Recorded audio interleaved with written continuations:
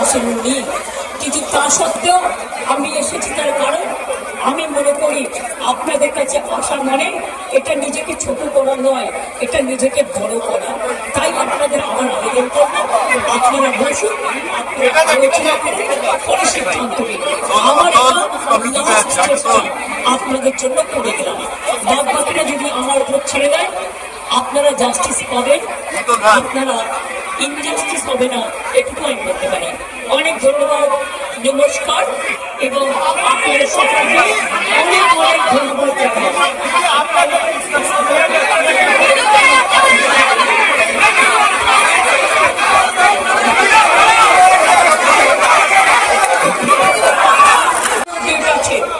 আমি চাই না আপনাদের কোনো ক্ষতি হোক, আপনাদের দিদি হিসেবে আপনাদের কাছে অনুরোধ করতে এসেছি।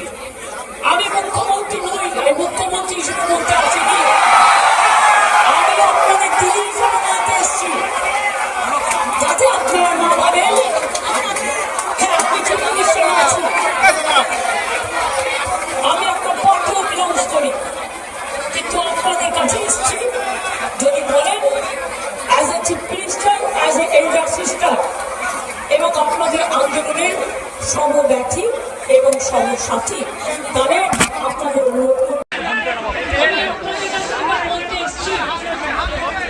এত ঝড় বৃষ্টির মধ্যে, প্রাকৃতিক দুর্যোগের মধ্যে আপনারা অনেক কষ্ট পেয়েছেন, আর কষ্ট না করে যদি আপনারা কাজে ফিরতে চান, আমি আপনাদের প্রতিশ্রুতি দিচ্ছি, আপনাদের ডিমান্ড আমি কথা বলে সহানুভূতির সাথে আমি স্টাডি করব, আমি অফিসারদের সাথে কথা বলবো, আমি একটু সাথে চলে না, আমার সাথে একটা chief secretary, home secretary, DG police সবাই আছেন। আমি আপনাদের বলতে চাই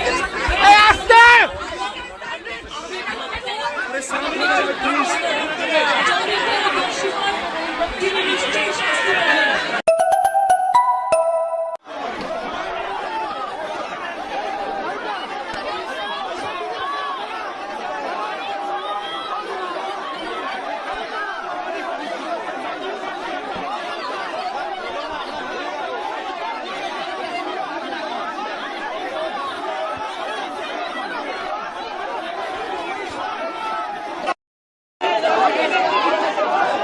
আমি আমার অনুরোধ করছি।